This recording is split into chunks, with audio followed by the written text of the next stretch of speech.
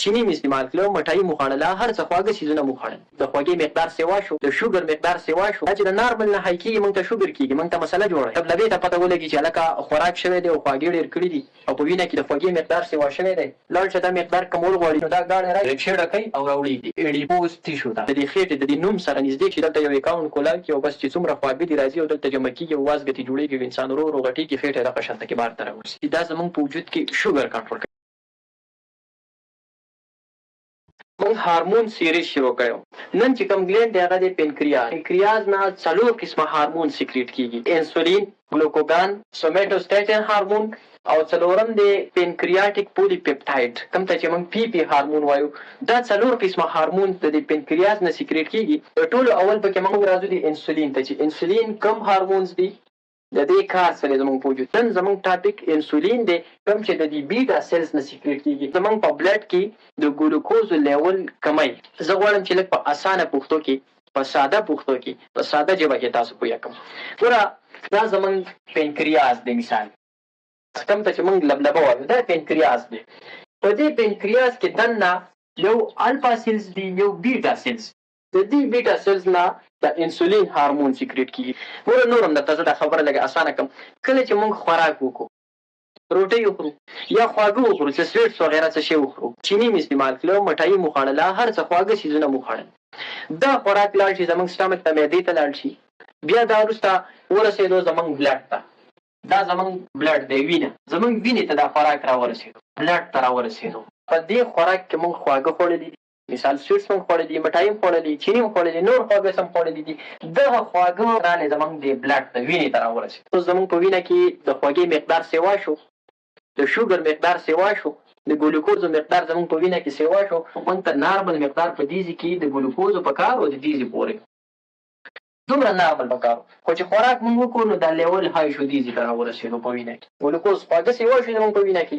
دا ګلوکوز چې دی، دا شوګر چې دا موږ له په دې وینه کې، په دې بلډ کې نارمل ساتل پکار دي. دا چې د نارمل نه های کېږي موږ ته شوګر کېږي، موږ ته مسله جوړوي. نو چې خوراک هم وکړو اوس خو په وینه کې دا مقدار سیوا شو، دا به موږ نارمل کوو. دا به کمول غواړي. نو کله چې دا مقدار سیوا شي دلته د پنکریاس ته میسج راشي، پنکریاس ته پته ولګي، لبلبې ته پته ولګي چې هلکه خوراک شوی دی او خواږې ډېر کړي دي او په وینه کې د خوږې مقدار سیوا شوی دی، لاړ شه دا مقدار کمول غواړي د خوږې ده.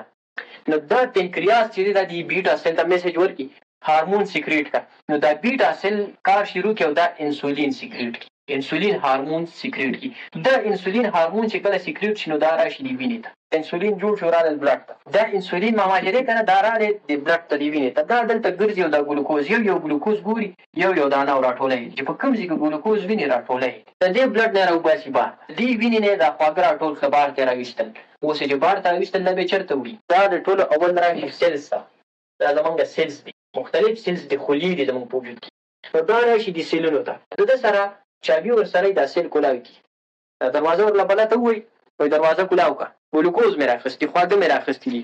نو دا انسولین اصل کې یو ټرالۍ د یو ګاډي کردار ادا کوي چې کله د خوږې مقدار سیوا شي نو دا ګاډی راشي دلته لوټ شي، ډک شي او دا د دې ځای نه دا خواږه راوباسي بار ته، سیلونو ته یې راوړي. دې سیل ته چې کله دا ګلوکوز راورسېږي که نه، دې ته د انرژي ضرورت دی، ګلوکوز ورته راورسېدو نو دا به خپل کار شروع کړي، خپل فنکشن شروع کړي. دې ته د دې ضرورت نو څه خو دې دلته استعمال شي. دا د نور ګلوکوز راواخلي راوړي چېرته؟ لیور ته یې راوړي. دا په دې کې زموږ لیور دی، عینې ته یې راوړي. لاړل لیور ته، عینې ته لاړل، په لیور کې جمع کېږي. دلته خو ګلوکوز مقدار اوس هم سیوا دی، نور هم پاتې دی. نو داسې وکړي چې دا انسولین راځي او نور ګاډي لوډ کوي، نورې لوډر یې ریکشېډه کوي او راوړي دي. دلته یې راوړي ایډیپوز ټیشو ته، ایډیپوزو ټیشو ته. دا زموږ وسټیټ سیلز دي. زموږ د دې خېټې د دې نوم سره نږدې که تاسو دا پوستکی داسې راونیسئ که نه، دا وازګه دغه ځای یې راوړي، دلته یې راوړي او د دې نه بیا فیټس جوړېږي، چربي ته جوړېږي او دلته جمع کېږي. ځکه خلک وایي چې هلکه ډېر خوراک مه کوئ او خوږه ډېره مه خورئ.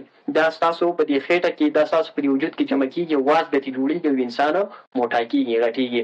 نو چې کله د سیلز نه هم سیوا شو، د لیور نه هم خبره واوښتله، نو بیا ایډیپوز ټیشو ته راشي، په دې خېټه کې چربي جوړه شي، دلته یو اکاونټ کولاو کړي او بس چې څومره خواږه دي راځي او دلته جمع کېږي او وازګه ترې جوړېږي او انسان ورو ورو غټېږي، خېټه یې دغه شانته کې بار ته راوځي.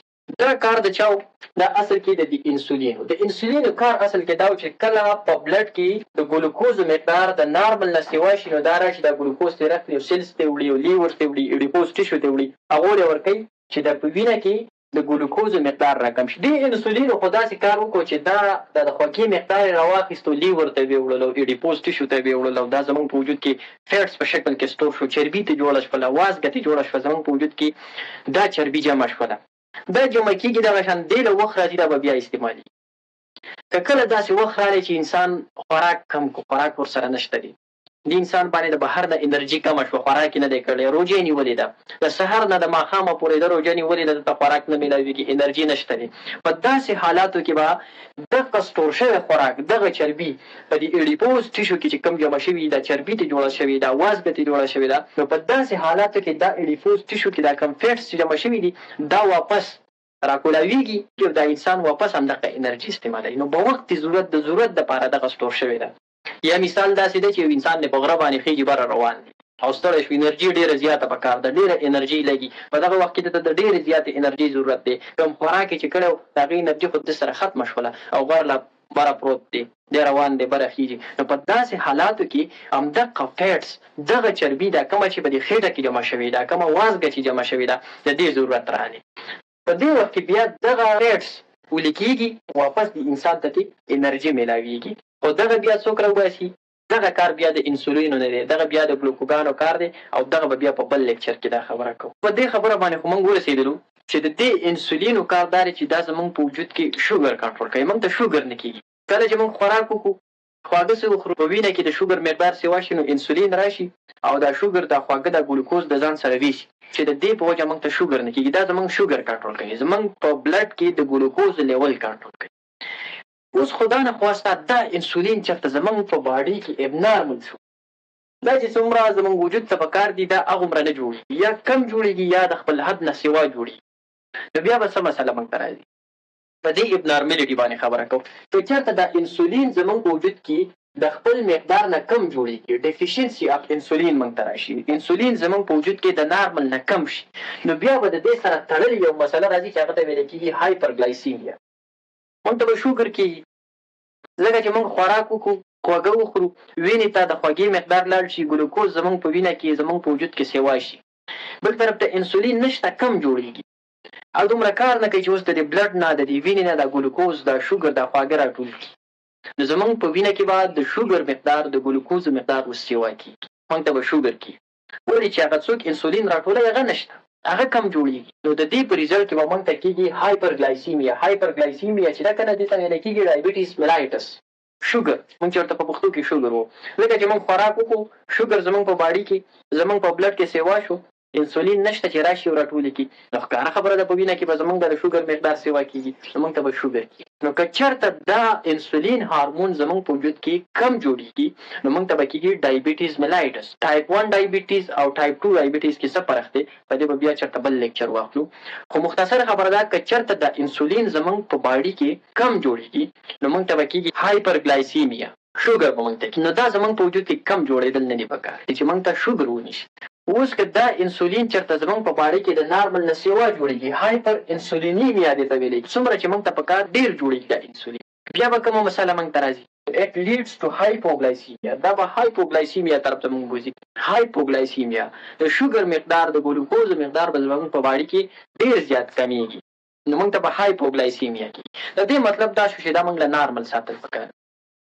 دا انسولین چې زموږ په دې وجود کې په دې پینکریاس کې د دې بیټا سیل نه جوړېږي دا په نارمل مقدار کې پکار دي نه د خپل مقدار نه سیوا جوړېدل پکار دي او نه کم جوړېدل پکار دي یو څو ټیپس درته داسې ښایم چې دا انسولین موږ نارمل وساتو ځکه چې د دې د وجې نه موږ ته یا ډایبټیز کېږي شوګر او یا به هایپوګلایسیمیا کېږي دا دواړه موږ ته نه دي پکار نو داسې یو څو ټیپس درته ښایم چې دا انسولین زموږ په وجود کې نارمل جوړ شي نه کم جوړ شي او نه سیوا جوړ شي دغه ټیپس کې اولنۍ خبره دا ده چې ډیکریز شوګر انټیک اولنۍ خبره دا ده چې تاسو د شوګر د چینو مقدار کم کړئ خوږه کمه کړئ د چینو سره شوق مه کوئ په دې باندې تاسو ته ما ځان یو لیکچر اخیستی و 3 وایټ پوایزن تاسو ته ما ویلي 3 سپین زهر چې زموږ په کچن کې میلاویږي په هغه کې یو چیني دي یو مالګه ده یو غوړي دي دا درې قسمه شیزونه دا وایټ پوایزن دي، سپین زهر دي زمونږ په کچن کې.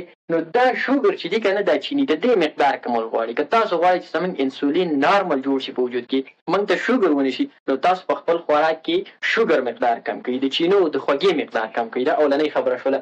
دویم اوایډ کولډ ډرنکس. کوم کولډ ډرنکس چې په دوکانونو کې ملاویږي چې په هغه کې سټینګ دی، پیپسي ده، کوک دی، مختلف قسم کولډ ډرنکس او انرژي ډرنکس دي، دا مه څښئ. د دې نقصان ډیر زیات دی او په دې باندې تاسو ته ما لیکچر اخیستی و چې د دې شي فایده نشته او نقصانات ډیر زیات سوي دي. دا هایلی شوګر کنزمپټډ ډرنکس دي، په دې کې شوګر په ډیر غټ مقدار کې کنزمپټ شوي دي، حل شوي دي. نو که دا تاسو د دې شوق کوئ او دا کولډ ډرنکس ډېر څښئ، نو تاسو ته به د دې انسولینو مسله راځي، تاسو ته د شوګر غټ چانس شته، غټه خطره شته چې تاسو ته ډایبیټیز وشي، شوګر درته وشي. نو دویمه خبره دا شوه چې کولډ ډرنکس به پرېږدئ. دریمه خبره ویټ منیجمنټ، وزن. د دې شوګر زمونږ د وزن سره ډېر غټ تعلق دی. ګوره کله چې زمونږ وزن سیوا کېږي نو شوګر، بلډ پریشر او هارت ډیزیز، د زړه مسالې، دا درې واړه د یو زنځیر کړی دي، دا درې واړه تړلې بیمارۍ دي. خپل وزن په کنټرول کې وساتئ چې شوګر هم درته نه کېږي، بلډ پریشر هم درته نه کېږي او د زړه بیمارۍ هم درته نه کېږي. نو که ستاسو وزن په کنټرول کې و، انسولین به هم نارمل. د دې نه علاوه ریګولر ایکسرسایز، ورزش خامخا کوئ. په هر یو هارمون کې دا خبره ما تاسو ته کړې چې ریګولر ایکسرسایز زموږ د هارمونل بیلنسز لپاره ډیر زیات لازمي دی. که تاسو ریګولر ایکسرسایز کوئ، روزانه ورزش کوئ، نو ستاسو هارمون به په نارمل مقدار کې جوړیږي، تاسو ته به د هارمونل امبیلنسز مسلې نه راځي. نو روزانه ایکسرسایز کوئ چې انسولین نارملي. د دې سره اوایډ اوور ایټینګ، ډیر زیات خوراک مه کوئ. کوشش دا کوئ چې خوراک نارمل خوراک، مناسب خوراک کوئ، د حد نه سیوا خوراک مه کوئ. که تاسو د حد نه سیوا خوراک کوئ نو ستاسو په وجود کې د انسولینو مسله به راځي. خواږه چې دي، شوګر چې دي، ګلوکوز، دا به ستاسو په وجود کې، ستاسو په بلډ کې سیوا کېږي او عمره به بیا ورته انسولین نه جوړېږي، نو تاسو به دا مسلې راځي بیا. نو کوشش دا کوئ چې د حد نه سیوا خوراک مه کوئ. بل ګوډ سلیپ، خوب خامخا تاسو کوئ. خپل خوب په 24 غنټو کې 8 غنټې 9 غنټې خوب خامخا تاسو پوره کوئ. دا زمونږ د صحت لپاره، د جسماني صحت لپاره او د دماغي صحت لپاره، د هارمونل بیلنسز لپاره ولې خوب چې دی، پوره خوب دا ډیر زیات لازمي دی. نو خوب کوئ، انسولین به نارملي. د دې سره سټې هایډریټډ، اوبه څښئ. زمونږ خلک اوبه کمې څښي، اوبه برابر څښئ، اوبه پوره څښئ چې هارمونز هم برابر وي، د هارمونز مقدار هم برابر وي. که تاسو چېرته اوبه کمې څښئ نو بیا به د هارمونزو د امبیلنسز مسلې تاسو ته راځي. که اوبه هم پوره وي په وجود کې نو یوازې انسولین نه، ټول هارمونز چې دي که نه دی، د اوبو څښلو سره ډېر غټ تعلق دی. زموږ د صحت دپاره اوبه ډېرې زیاتې لازمي دي. اوبه څومره څښل پکار دي، په دې باندې ځان له زما لیکچر شته دی، هغه بیا تاسو کتلی شئ. د دې نه علاوه ریډیوس سټرس، سوچونه، فکرونه، دا چیزونه به لږ ختم کړئ، دا ټینشنونه به لږ ختم کړئ. که کوم انسان دا سټرس اخلي، په سټرس کې د دې انسان ته چانس شته چې دا انسولین اب نارمل شي. نو کوشش وکړئ چې تاسو خوشحاله اوسئ. که خوشحاله اوسېدلی هارمونز به برابر وي. د دې نه علاوه نو سموکینګ به ختم کړئ. سیګرټ څښل، سموکینګ چې دی که نه، دا زموږ د انسولینو دپاره، د هارمونل امبیلنسز دپاره ډېر غټ کردار ادا کوي. که تاسو چېرته سموکینګ کوئ نو ستاسو د هارمونزو مسلې به راځي، یا به هم هارمونز د خپل مقدار نه کم جوړېږي یا به سیوا جوړېږي. کوشش دا وکړئ چې سیګرټ پرېږدئ. بیا د دې نه اخوا میډیکل چیک اپ چې دی که نه، دا ډېر زیات لازمي دی. کوشش تاسو دا کوئ 6 میاشتې، 1 کال پس خپل میډیکل چیک اپ لږ کوئ، خپل ټیسټونه لږ کوئ چې تاسو ته پته لګي زموږ په وجود کې څه کمې زیاتې، څه نقصان خو نشته، څه بیماري خو راتلونکې نه ده، یا څه بیماري خو راغلې نه ده چې هغه په وخت باندې علاج وکړی شي. نو دا میډیکل چیک اپ چې دی دا لازمي دی. بیا انشاءالله را روان لیکچر به زه په دې خبره باندې اخلم چې تاسو له کوم ټیسټونه داسې 6 میاشتې یا کال پس پکار دي چې هغه ټیسټونه تاسو کوئ، تاسو ته د خپل صحت پته ولګي چې زموږ په وجود کې څه بیماري خو نشته یا څه بیماري خو را روانه نه ده. نو 6 میاشتې، 8 میاشتې، کال پس چې کوم ټیسټونه تاسو د چیک اپ لپاره لازمي دي چې تاسو ته د خپل صحت پته ولګي، هغه باندې به انشاءالله پر روان لیکچر کې خبره کوو چې کوم ټیسټونه تاسو له داسې پکار دي 6 میاشتې، کال پس چې تاسو ته د صحت پته ولګي زما صحت ټیک دی که نه دی ټیک، څه بیماري شته نشته، څه را روان خو نه دي خدا نخواسته. داسې ټیسټونه به زه تاسو ته ښیم چې